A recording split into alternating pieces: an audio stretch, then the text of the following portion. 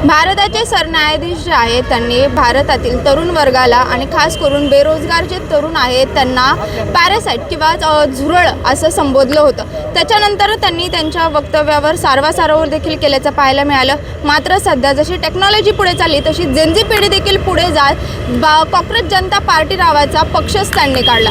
सध्याच्या या घडीला कॉक्रोच जनता पार्टीचे सोशल मीडियावर म्हणजेच इंस्टाग्रामवरती जवळपास 15 मिलियन एवढे जे आहेत ते फॉलोअर्स आहेत आणि हे फॉलोअर्स फक्त 5 दिवसात आलेले आहेत। आता आपल्यासोबत तरुणाई वर्ग आहे, नेमकं त्यांना या संदर्भात काय वाटतं हे आपण जाणून घेऊया।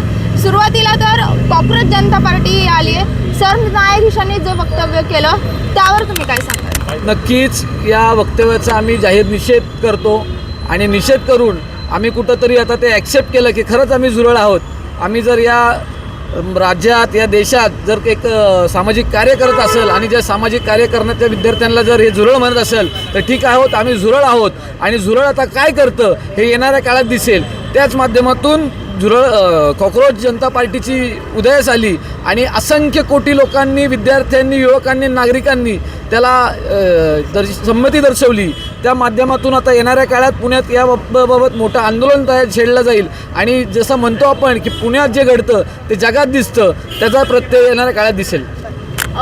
कॉक्रोच जनता पार्टी जी आहे ती सध्या बनलेली आहे, याला तरुणाई कशा प्रकारे प्रतिसाद करतात? तत्पूर्वीच सरन्यायाधीश जे आहेत त्यांनी त्यांच्या वक्तव्यावरून नेहमीसारखंच यूटर्न घेण्याचा प्रयत्न केला आहे। त्या यूटर्नवर काय सांगा? आता यूटर्न घेऊन काय फायदा? म्हणजे तुमची हिंसक मानसिकता किंवा अहंकारी वृत्ती तुमच्या त्या वक्तव्यातून दिसली। हे पॅरासाईट किंवा हे कॉक्रोच जन्माला कुणी घातले? इथल्या व्यवस्थेनं घातलेत, इथल्या भ्रष्टाचारी व्यवस्थेने, इथल्या भ्रष्टाचारी राजकीय व्यवस्थेने जन्माला घातलेत। आणि तुम्ही काय म्हटला की म्हणजे तरुणांनी इथल्या भ्रष्टाचाराविरुद्ध आवाज उठवायचा नाही, RTI टाकायचं नाही, सोशल मीडियावर लिहायचं नाही, पत्रकार बनायचं नाही, म्हणजे तुम्ही हे सगळे काय कॉक्रोच बनण्याची विशेषण आहेत का? कुठंतरी तुमच्या ह्या भ्रष्टाचाराला कुठंतरी अडथळा इथला तरुण, इथला सोशल मीडिया ठरतोय म्हणून तुम्ही अशा प्रकारे त्यांचा आवाज दाबण्याचा प्रयत्न करत आहात। आणि तुम्ही पाहू शकता की गेल्या 10 दिवसामध्ये फक्त 1.5 कोटीच्या आसपास जर फॉलोअर्स या कॉक्रोच जनता पार्टीचे बनत असतील तर इथल्या तरुणाईमध्ये किती मोठ्या प्रमाणावर असंतोष आहे हे दिसून येतं। आणि इथले काँग्रेस असेल, BJP असेल, हे प्रस्थापित पक्ष इथल्या तरुणांना न्याय देण्यात कुठंतरी कमी पडत आहेत, म्हणून ह्या कॉक्रोच जनता पार्टीकडे तरुण एक आकर्षित झालेला आहे।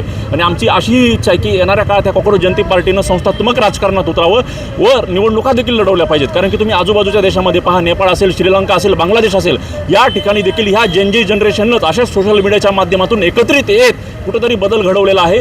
असाच बदल भारतात देखील घडू शकतो। याला डिजिटल पॉलिटिक्स म्हणावं?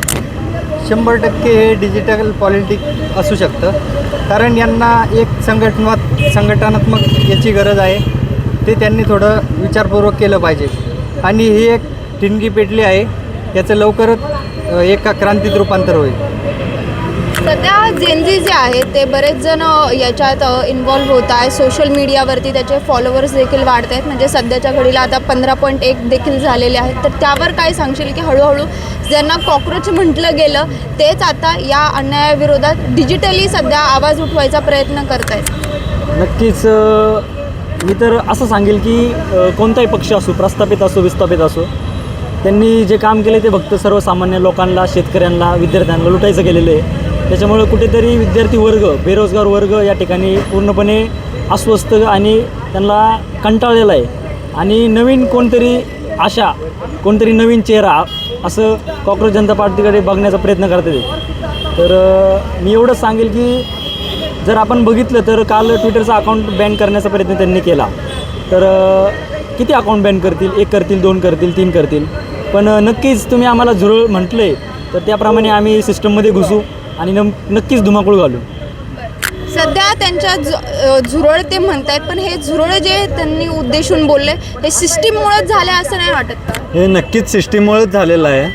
त्या सिस्टीमनं तरुणांना रोजगार देण्यासाठी काय दिलं ह्याबद्दल बोललं पाहिजे। त्या 15 लाख ते फक्त बोलतात, करण्यातनं काहीच रोजगार उपलब्ध झालेले नाहीत। शिक्षणासाठी काय केलं हे बोलावं। आज शेतकऱ्यांच्या इतक्या आत्महत्या होत आहेत, त्याबद्दल हे सरकार काही बोलत नाही आहे। आज भर ह्याच्यात आता आपलं नसरापूरचंच प्रकरण आहे, तिथं बलात्कार होत आहेत, एक छोट्या तरुणीवर आपल्या मुलींवर अत्याचार होत आहेत, त्याच्यावर काही बोलत नाही आहेत। आणि हे आम्हाला कॉक्रोच म्हणतायत, त्याबद्दल नक्कीच हे कॉक्रोच बोलत आहेत, त्या गोष्टीचा आम्हाला अभिमान आहे। लवकरच आम्ही येत्या 7 ते 8 दिवसात हेच कॉक्रोच कुठं घुसतील आणि जी यंत्रणा आहे त्या यंत्रणेमध्ये घुसून आम्ही एक कॉक्रोच एक नवीन क्रांती घडवून आणू. महाराष्ट्रातले तरुण एकत्र आल्यानंतर काय बदल घडतो, काय क्रांती घडते हे आम्ही ह्या पार्टीच्या माध्यमातून दाखवून देऊ. आम्ही ही सिस्टीम एका प्रकारे तरुण ह्या सिस्टीममध्ये घुसून ही सिस्टीम हायजॅक केल्याशिवाय राहणार नाही. एका संविधानिक पदावर बसलेल्या एका व्यक्तीला हे असलं वक्तव्य करताना लाज वाटली पाहिजे होती. आम्ही त्या वक्तव्याचा निषेध करतो. त्यांनी आत्ता जरी त्या वक्तव्याबद्दल माफी मागितली असेल तरी पहिला एक निषेध तर आहेच, पण त्यांचं अभिनंदन करावं लागेल की जे भरकटलेले तरुण होते त्या सर्व तरुणांना एकत्र आणण्याचं काम त्यांनी केलं. आमच्या असे सोशल मीडियाचे अकाउंट बॅन करून काय होणार आहे? एक अकाउंट बॅन कराल, 10 अकाउंट बॅन कराल, पण असे लाखो अकाउंट्स आम्ही ओपन करू आणि लवकरच एक लोक चळवळ उभी राहील एवढी ग्वाही देतो. ही सध्या जी आहे प्रोटेस्ट तो डिजिटल प्रोटेस्टला आपण म्हणू शकतो. ॲक्च्युअल प्रोटेस्ट पुण्यामध्ये होऊ शकतो का या संदर्भात? नक्कीच येणाऱ्या काळामध्ये गेल्या 3 दिवसामध्ये जर एवढे फॉलोअर्स तयार होत असतील तर ही फक्त डिजिटल क्रांती नाही आहे किंवा डिजिटल तो सपोर्ट नाही आहे. आज आमच्यातले तरुण जे असेल ते आम्ही रस्त्यावरती उतरलेलो आहोत.